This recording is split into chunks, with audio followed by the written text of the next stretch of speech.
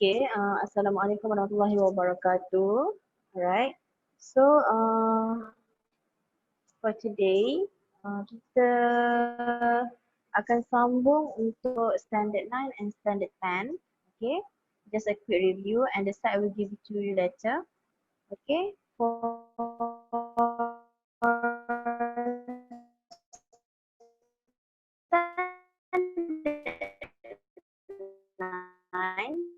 okay, kita akan tengok on health, safety and emergency management. Okay. Right now, okay. So macam biasa. Okay, sekejap ya.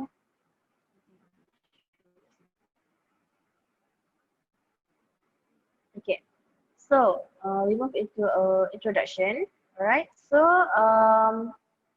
9.1.1 dia kata di dalam setiap harta ada kemungkinan kejadian dan kemalangan yang berlaku yang boleh mewujudkan kecemasan dan risiko kepada penghuni dan pelawat di dalam harta tersebut. Okay. So kemungkinan kejadian ni some sort like accident. Okay. Sometimes accident ni pun kita boleh expect to be happen. Contohnya kalau in terms of cleaner contohnya diorang mop lantai ke apa ke akan berlakunya slippery. So bila berlakunya slippery orang akan lalu and orang akan jatuh. So korang boleh expect benda takut berlaku. So how korang nak prevent ataupun korang nak come out dengan action ataupun alternatif yang boleh combat that kind of incident in your property lah. Okay. So bila kita cakap pasal kecemasan dan risiko, kita bukan tertumpu kepada owner atau kepada penghuni dekat residensi itu sahaja, tetapi juga kepada visitor. Visitor ni termasuklah saudara korang ke, korang punya kontraktor ke, okay? Orang yang melawat dalam bangunan tersebut. Alright. 9.1.2 sebagai sebahagian daripada amalan pengurusan yang baik, keselamatan dan kesejahteraan penghuni pelawat dalam harta hendaklah menjadi perhatian utama kepada pengurus harta. 9.1.3 bahagian ini merangkumi skop pengurus hartanah dalam pengurusan isu kesihatan, keselamatan dan kecemasan untuk harta tersebut. Okay. Now kita tengok sesetengah jenis risiko, bahaya dan kecemasan yang mungkin memberi kesan kepada harta tanah tersebut. Ini adalah contoh-contohnya. Okay. Kebakaran, letupan, okay, kebocoran gas dan letupan. Alright. So that's why lah before this kita belajar insurance management. This kind of insurance is needed untuk prevent ataupun untuk kita backup in case berlaku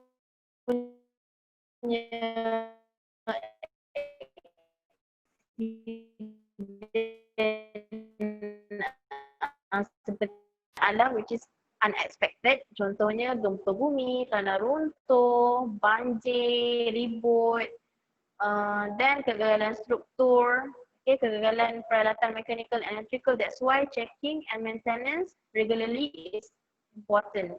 Okay. Kehakisan dan kebocoran, rusuhan, demonstrasi dan gangguan awam. Pencemaran bahan buangan dan toksik. Okay, kalau orang Selangor ada biasa lah kot benda-benda macam ni kan. Okay. Ancaman bom atau biologi atau bahan kimia. Okay, wabak penyakit berjangkit. Macam sekarang ni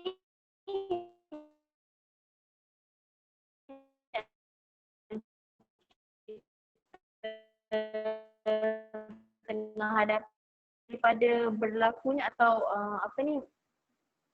mengelakkan penularan COVID-19 ni contohnya. Okay. And kalau dah berlakunya, kalau dekat property you, contoh kat blok yang jaga dah ada orang kena COVID-19 contohnya, apa you punya tindakan? Okay. So this one of the examples lah yang korang akan nampak kat sini. Okay. Kita proceed to the statement of the standards. Okay. Pengurus hartanah 9.2.1. Pengurus harta hendaklah mematuhi dan memastikan pematuhan pada setiap masa pelbagai undang-undang dan peraturan yang berkaitan dengan kesihatan dan keselamatan para penghuni dan tetamu dalam sesuatu harta. So undang-undang dan peraturan ni contohnya untuk kesihatan in terms of COVID-19 tadi, okay, korang bolehlah letakkan SOP tu, memo dekat tempat kita boleh nampak lah, selalunya kat notice board ataupun jalan masuk ke nak pergi property, okay. So korang dah sediakan SOP kat situ contohnya, bukan tertaluk kepada penghuni sahaja tetapi visitor yang masuk dekat dalam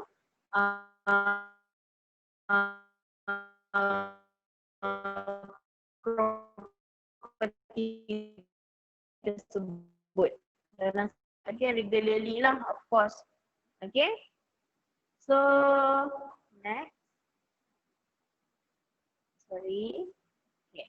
Pengurus harta akan mengetahui dan mengenal pasti kemungkinan risiko dan isu keselamatan yang mungkin menjejaskan harta yang dikelolanya dan mengambil langkah-langkah yang perlu untuk mencegah atau mengurangkan kemungkinan risiko. Nanti kita akan tengok. Okay. 9.2.3, jika sesuai, pengurus harta hendaklah menyimpan kecemasan yang mungkin termasuk kepada berikut. Okay. Ini contohnya in terms of bahan ke yang selalu korang nampak, kita akan buat fire drill masa korang kat sekolah dulu. Sama juga halaman ataupun pondok ataupun bangunan berserata yang lain. Okay, these three things is important ataupun as a guideline lah. Okay. So,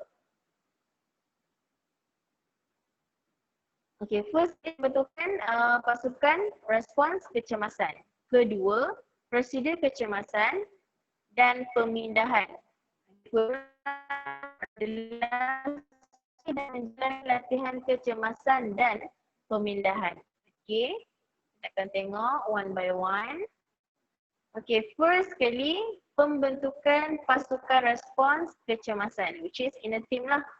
Okay, so selalunya kita panggil ni ERT ataupun Emergency Response Team.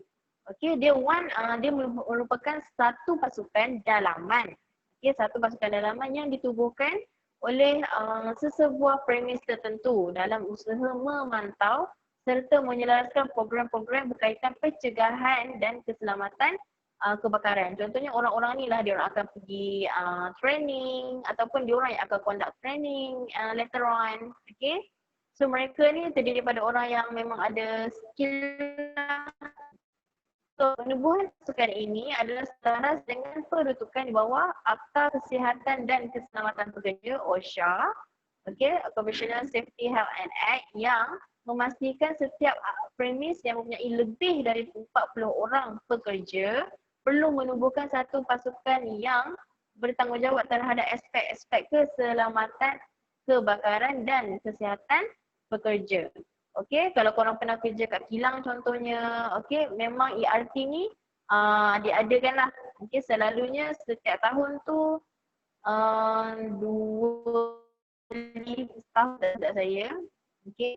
So dekat dia akan pecah-pecahkan lagi lah.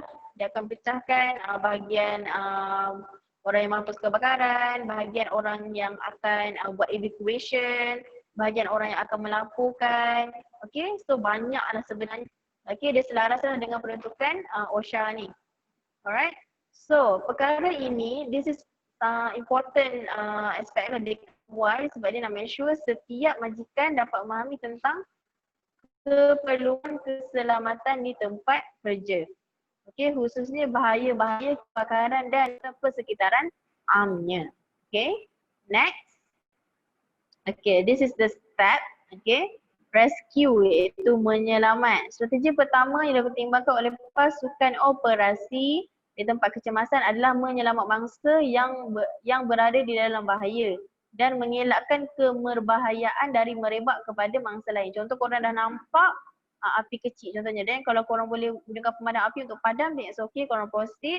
Tapi korang punya first kali adalah rescue, iaitu korang nampak orang yang boleh selamatkan, korang selamatkan. Okay, bawa dia keluar daripada tempat yang bahaya tersebut lah. Okay, the second strategy is exposure ataupun pendedahan. Okay, pendedahan ni kita ialah menilai sama ada wujud bahaya-bahaya lain akibat daripada kejadian kecemasan itu Kerana ditakuti kemerbahayaan ini sekiranya tidak diberi perhatian segera mungkin akibatnya lebih teruk dari kecemasan yang sedang berlaku. Okey. Ini contohnya korang nampak api dan api tu berdekatan dekat tempat mudah terbakar. In case korang boleh padamkan api tu dulu, then korang padamkanlah. Okay. And the next step is confinement ataupun penyekatan. Okay. Penyekatan ni adalah menyekat kecelakaan dari terus merebak dan mengelakkan dalam situasi dan meletakkannya dalam situasi terkawal. Okay, ni selalunya bahagian orang yang padam api tu lah. Okay, macam saya cakap tadi, ERT ni dia ada beberapa division dia. Contoh kalau ada 30 orang dalam satu tim tu, 10 orang menyelamat, 10 orang padam api, 10 orang dia akan keluar lah. Okay.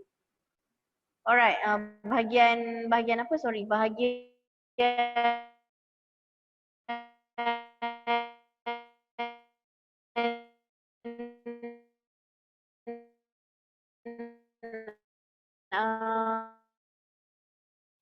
kalau tak boleh padam, okay, dia ada beberapa minit lah. Dia ada beberapa masa dia tempoh dia tu.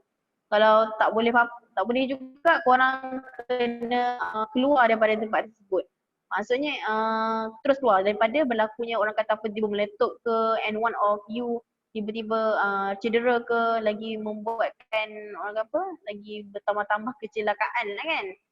Okay, so kita nak prevent that things daripada berlaku so that korang keluar dari tempat tu dan serahkan kepada pihak bomba. Okay.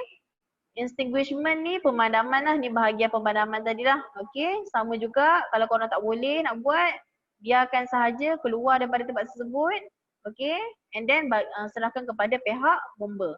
And the last one is overhaul ataupun pemeriksaan. Memastikan tidak wujud lagi sumber-sumber yang boleh mendatangkan kecemasan sebelum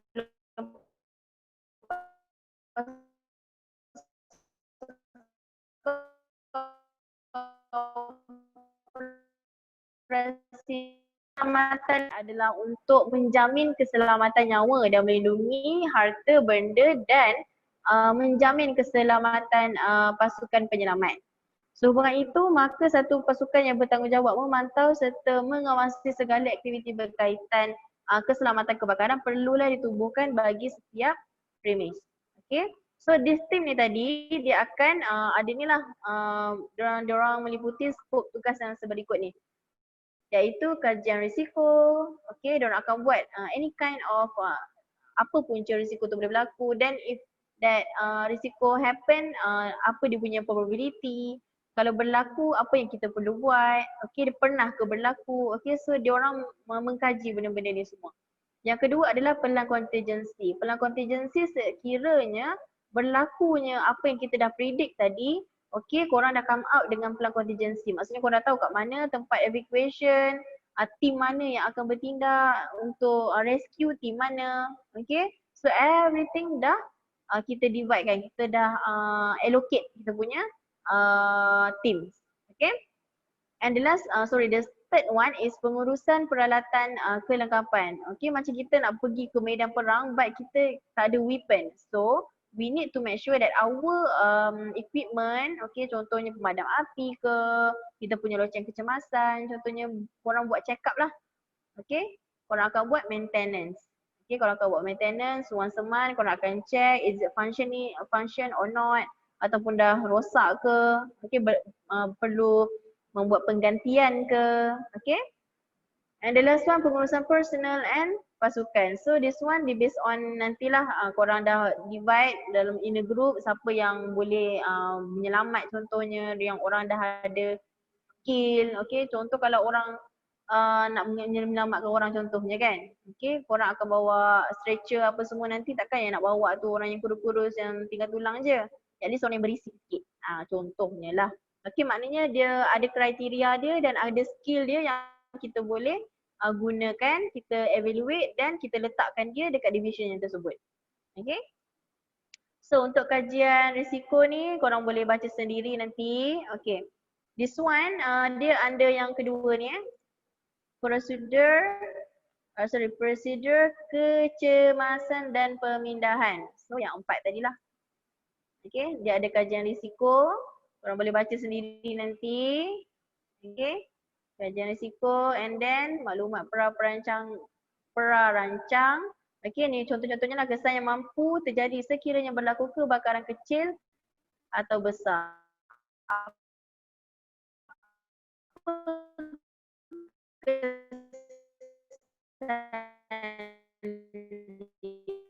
Apa kita punya production contohnya. Okay. Bentuk tanggungjawab yang perlu dilaksanakan oleh semua lapisan kaki tangan yang ada di sebuah premis. Selalunya dalam ERT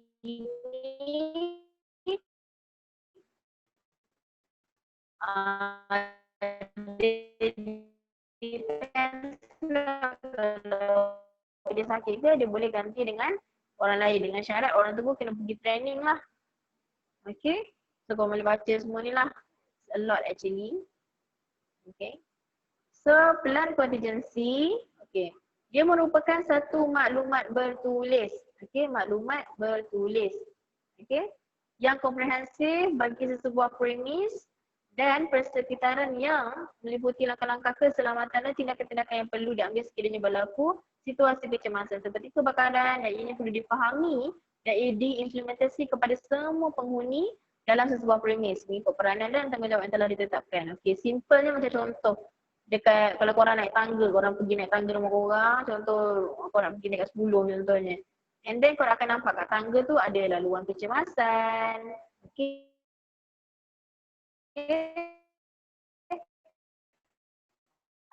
Ada tangga kecemasan. Okay, untuk dihadam ataupun dilihat oleh semua penduduk yang dekat dalam residensi tersebut. Okay, so in case anything happen, tempat berkumpul 1, tempat berkumpul 2. Okay, dan korang akan buat flow in case berlakunya kebakaran. Mana penduduk nak lalu? Tingkat 1 dekat mana? Tingkat 2 kat mana? Lalu mana? Dan berkumpul dekat mana? Okay, so to one of the plan contingency, simple plan contingency yang kita selalu nampak lah. Okay. Dan bagi memastikan semua langkah keselamatan teratur, maka seharusnya setiap premis perlu menyediakan plan contingency masing-masing yang bertujuan untuk meminimalkan kes-kes kecederaan kaki tangan. Okey, tak ada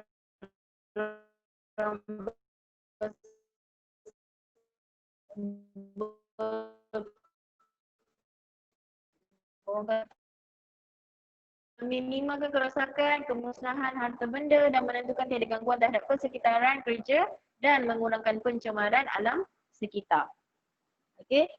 So selain daripada tu, benda yang kita boleh nampak, kita guna signboard, kita guna memo. Okay, benda-benda tu kita pun sebagai pengurus satu kita kena buat plan contingency ni yang kita punya report sendirilah. Okay.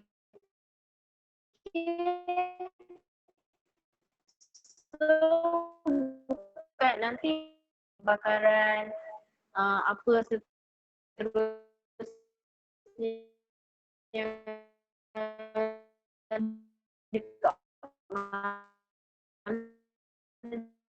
tempat berkumpul contohnya. Dan kalau berlaku letupan, kalau berlaku macam-macam lah.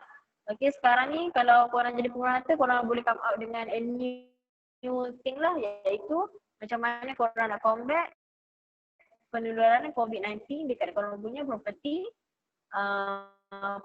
lah. Okay. Dan pengurusan pihak pengurusan membuat pemeriksaan dan keselamatan peralatan yang ada. Pemeriksaan dijalankan sebagai rujukan. Okay, so untuk lampu kecemasan contohnya. So korang just tick lah. Sama juga dengan locek kecemasan. So ada record. Korang checking dan ada record. Okay. And sebarang cadangan penambahbaikan peralatan yang bersesuaian perlu dimaklumkan kepada pihak pengurusan lah. Okay, so maklumat lanjut diperincikan dalam modul pencegahan sistem pemasangan tetap. Okay. And the last one, pengurusan personal dan pasukan. Okay. So jumlah keanggotaan yang mencukupi dalam satu unit berkaitan kebakaran juga perlu sentiasa dibuat pemantauan bergantung kepada kehendak dan keperluan semasa. Okay. Ini latihan yang saya cakap tadi lah, latihan khusus seperti mock drill, fire drill, evacuation drill and program program pencegahan kebakaran perlulah diadakan secara berkala bagi memastikan tahap kesiapsiagaan anggota pasukan sudah semantap dan bersedia. Okay, selalunya kita akan buat ni macam mock drill, fire drill, berkuasa ni kita buat dekat kita punya property tu lah. Okay, tapi kalau korang nak pergi training ke, okay, apa-apa ke selalunya kita akan pergi dekat balai bomba lah. I mean dekat bahagian bomba lah. Okay, so program ini korang boleh baca, memastikan setiap langkah-langkah keselamatan yang ada sentiasa dipahami dan dipatuhi sepanjang masa. Dan setiap anggota perlulah mengetahui senarai tugas masing-masing seperti yang tercatat dalam plan kontingensi tadi dan carta organisasi. Okay? So, next korang baca ni. Alright, kawalan pencegahan dalam premis. Okay, ni bahagian-bahagian terlibat, bahagian pengurusan, bahagian pengeluaran, bahagian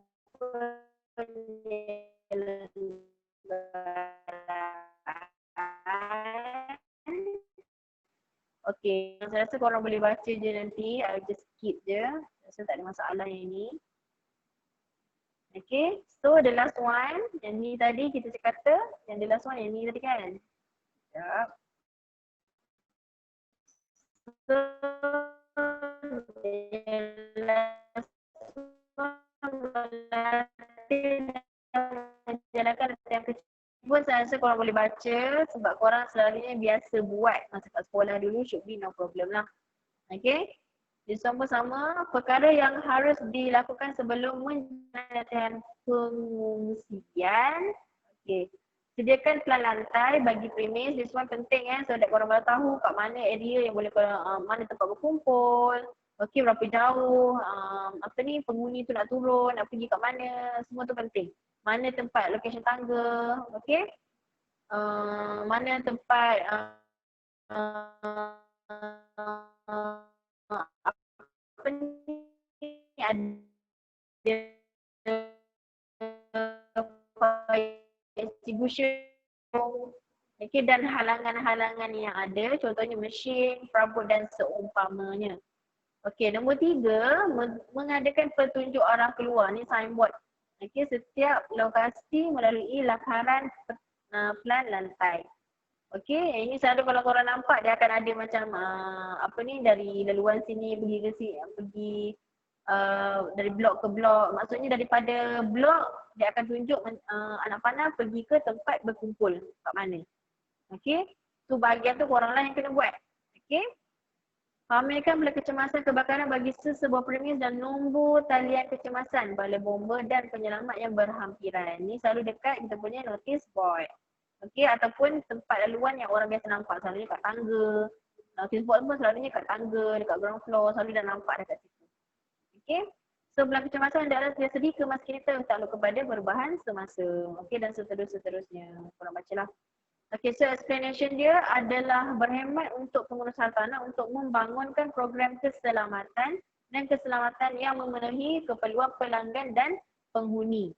Okay, program sedemikian adalah untuk mengelakkan pelanggaran keselamatan dan untuk mengesannya sekiranya ia berlaku dan mengikut tindakan yang wajar untuk menimbulkan kemudaratan kepada orang dan kerosakan harta. So why benda-benda ni penting because of kita nak ni meminimumkan kemudaratan kepada orang dan kerosakan harta benda.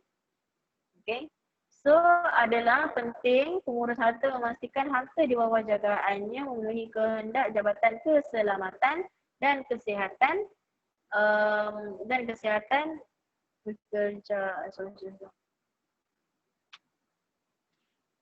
pekerjaan DOSH, Department Occupational Safety and Health.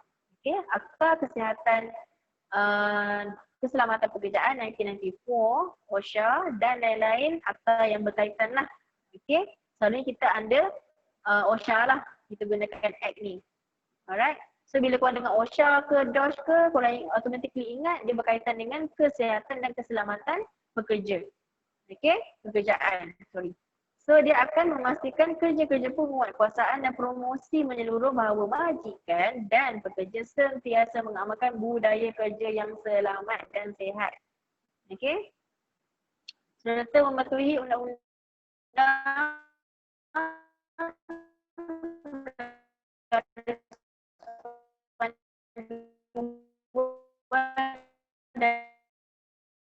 kod amalan yang sedia ada.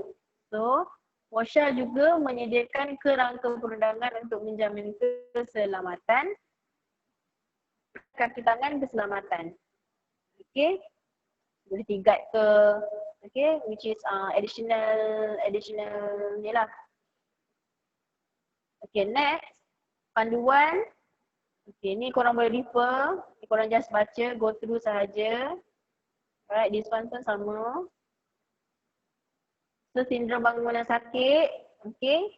This one saya rasa saya tak boleh explain because banyak korang pun dah buat masa korang punya what we call that, korang punya assignment dan korang dah come out dengan sistem bangunan sakit ni. Okay, dekat building tab pun saya rasa korang dah belajar. Okay. Alright, so bila orang kata SBS je korang ingatlah sindrom bangunan sakit, sick building syndrome. Okay, korang baca kat sini, dia satu istilah yang digunakan bagi menunjukkan kombinasi seperti bahan kimia, asap, wasap dan komponen bahan binaan yang menyebabkan kualiti udara dalam masa sebuah bangunan menjadi tidak sihat. Okay, mengikut laporan beberapa minggu lalu mendapati sistem penyambut udara one of the reason kepada SBS. Okay, so sometimes kita rasa kadang-kadang kita tak nampak bangunan tu sakit. Bangunan sakit tu bukan kita nampak bangunan tu lubang ke, dia apa, dia rosak ke apa ke, tak. Dia more like kepada kita punya keseriusaan. Contoh kalau kita duduk dalam bangunan tu kita selalu batuk-batuk, kita tak sihat. Maksudnya bangunan kita sedang mengalami itulah, bangunan tu SBS lah, sick syndrome building. Okay. So, bagi mengatasi masalah ini, okay, aspek pembersihan saluran sistem penyambung udara ni korang kena selalu buatlah maintenance lebih sikit lah kat bahagian ni. Satu, kalau dekat kawasan korang tu, dalam bangunan korang tu ada pemaidani ke, kapet ke, okay, korang kena buat pembersihan selalu lah. Dan pemilihan bahan binaan dan sebagainya. Okay, dan korang boleh baca lah. Alright, so ni antara peraturan dan POI yang terlibat. Okay, korang boleh baca, okay, akta keselamatan pekerjaan, bla bla bla dan seterusnya. And thank you. So untuk chapter 9, standard 9, health safety and emergency management, apa yang korang kena tahu, apa function dia, okay, apa function OSHA, apa function korang in terms of health, safety and emergency management ni. Okay, contoh-contoh risiko, apa dia, apa kegunaan dia, okay, dia melibatkan siapa, okay, dan apa plan pengurusan kecemasan. Yang ni korang kena baca lah dan korang kena tahu division dia. Alright, selain daripada tu function ERP ni, okay, dia under yang 3 tadi, okay, korang just go through. Selain daripada tu SBS tu apa, OSHA itu apa, DOSH itu apa function OSHA dengan kita, apa kaitannya. Okay, korang kena tahulah benda tu. Okay, lagi apa dia, dan akta-akta yang terlibat lah. Okay, akta-akta ataupun piawai yang terlibat ni korang kena tahulah. Okay, so that's the end of chapter 9. Okay, so for the next video is chapter 10 Okay, see you on the next video.